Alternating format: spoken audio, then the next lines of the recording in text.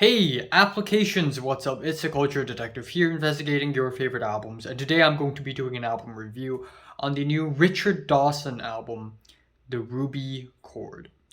Richard Dawson is an English singer-songwriter from Newcastle, and not only is he one of the best folk musicians of the last few years, but also one of the most interesting musical storytellers I've encountered in the world of music.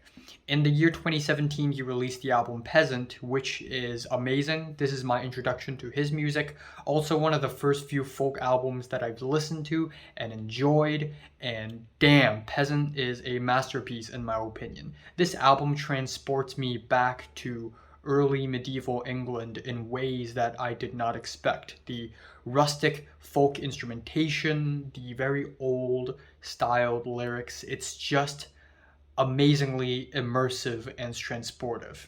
After that, in the year 2019, he released 2020, predicting how stressful the modern day in the year 2020 would be. And his predictions were pretty accurate. Or maybe not accurate, because 2020 turned out way worse than depicted in his album. But even so, Richard Dawson portrayed this burdensome modern life in a humorous and witty and beautiful way that is fantastic. 2020 became my favorite album of 2019, and it has some of the best tracks that Richard Dawson has ever made. The track Two Halves is honestly my favorite track of his. That or Scientist from Peasant.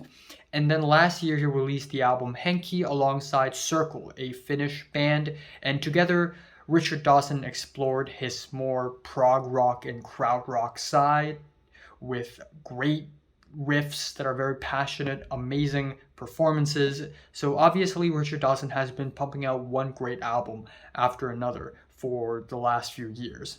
Now we have a new album, The Ruby Chord, and some people would even consider this album as the last part of the trilogy that is Peasant, 2020, and The Ruby Chord, because one album, Peasant, is about the old days, the medieval times, 2020 is about the modern day, right now, and The Ruby Chord is about the future.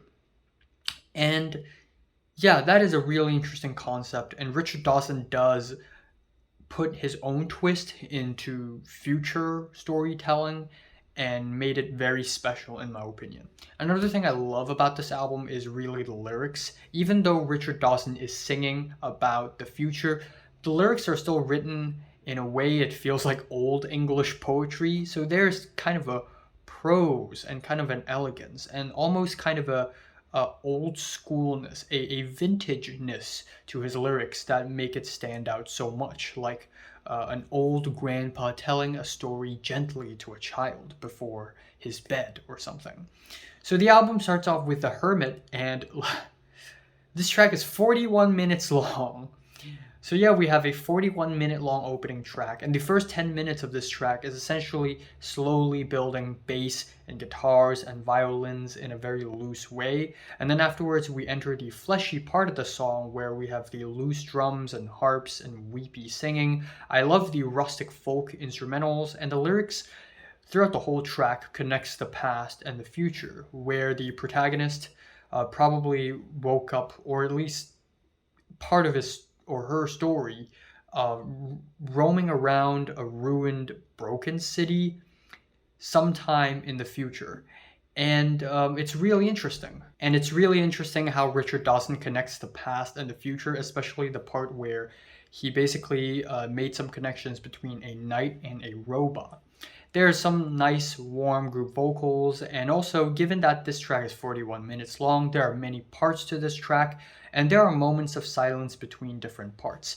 Now, I really admire the boldness of starting off the album with a 41-minute long track, and I admire the ambition, but in my opinion, this track could have been shorter, and even the meat core of the track didn't really wow me or anything all that much. However, the rest of the album is amazing on all fronts. We have the track Thicker Than Water, which goes back to Richard Dawson's usual folky wheelhouse with a weary performance. We have some wondrous and sincere harps and strings, and lyrically, It gets really apocalyptic, where the protagonist continues to survive in a ruined city of sorts. The track The Fool is a lot more industrial, with a lot of electronic production, squashing compressed tones and percussion. Lyrically, it is about a love that is falling apart. But it is written, again, it is written in such a poetic way. Uh, one of the verses here, I saw Ruth atop a dun Clydesdale in a pilgrim's caravan, queuing at the toll house now, and then revealed by a sheet of lightning, my heart is stolen in a flash. You know, if judging by this verse alone, I honestly wouldn't be able to tell what the actual story of the song is, or that the story takes place in the future. But that just goes to show how amazing of a writer Richard Dawson is. I also love the huge, noisy intro of the track. Afterwards, we have Museum, which is a sad but touching guitar ballad with lyrics essentially sung at a point of view of a museum manager, where the manager, or at least a greeter or a staff, basically greets the protagonist and talks about all these artifacts from centuries ago when humans were still alive.